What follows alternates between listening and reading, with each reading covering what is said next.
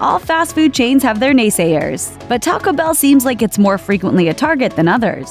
Many of the rumors are just that, but there are some that are actually quite true. Will you still love Taco Bell after we spill the refried beans about what they'd rather you didn't know? That sauce is definitely a crucial ingredient to anything on Taco Bell's menu. So here's a question: how many packets do you use? 1 or 2 on a taco? 3 or 4 on a burrito? More? And here's the problem. While there's no fat in that little packet, there is a lot of sodium. One mild sauce packet has 35 milligrams of sodium. If you use 2 on a taco and have 3 tacos for lunch, that's 6 packets and 210 milligrams of sodium. Considering that the American Heart Association recommends trying to keep your sodium intake under or around 1,500 milligrams a day, that's a big deal. A lot of Taco Bell's menu items are also hiding a ton of sodium. The Grande Scrambler burritos, the XXL grilled stuffed burritos, and the breakfast crunch wraps have your entire day's worth of sodium wrapped up in them.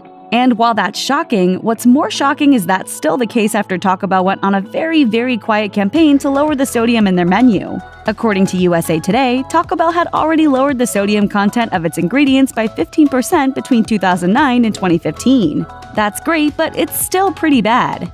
Look at it this way: eat 3 soft tacos and you're getting 1,500 milligrams of sodium right there, without sauce. There is, however, good news on the horizon. By 2020, parent company Yum! Brands wants 20% of their chain's menu items under the guidelines for mealtime limits. In 2015, Taco Bell made headlines when they became the latest chain to promise to get rid of artificial ingredients like food dyes.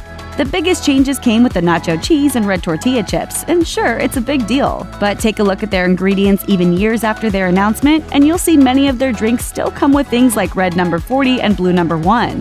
The fine print of their announcement notes it applies to most of their items, not all. Their drinks will continue to contain artificial colors, and so will any of their co-branded items. The announcement covers about 95% of their menu, and they're probably hoping you'll overlook the fact that they weren't committed enough to go the whole way. Animal welfare and responsibly sourced and raised meats is a huge deal to a lot of people. But in 2015, the Washington Post outed Taco Bell for their lack of commitment on all fronts. They said that in 2014, then CEO Greg Creed said it would be nice for Taco Bell to go hormone and antibiotic-free, but that it just wasn't possible. Why? Humane farming methods are more expensive, reporters noted, and that might also have something to do with why Taco Bell has been slow to get on the bandwagon that every decent person should seriously already be on. According to Darren Tristano, a market research expert at Technomic, money is at the heart of Taco Bell's less than responsible ingredient sourcing. He says, Taco Bell is at such a low price point, even for fast food, that it's really hard to switch to any sourcing that will affect price. Is that acceptable?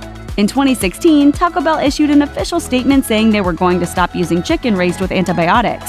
Chicken is a major ingredient, and they promised the switch was going to happen by 2017. Cynics might say it was about time, especially since they quoted the World Health Organization's warning about how important it was to get antibiotics out of food. The report they referenced was from 2013.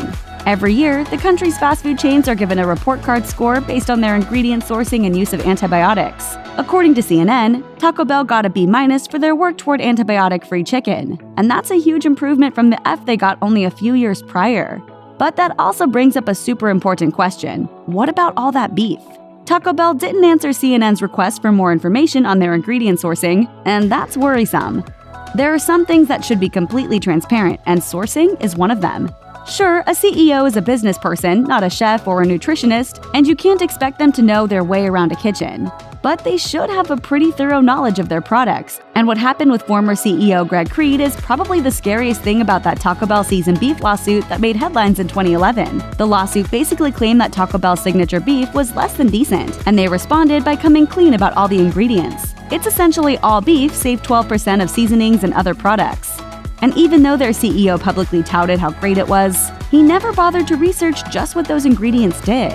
He was on Good Morning America when he was asked about something called an isolated oat product, and he had to admit that he didn't know what it was or why it was there. He said, "I'm not a food scientist, but what I can tell you is that every ingredient is in there for a purpose." That's great, but not super encouraging.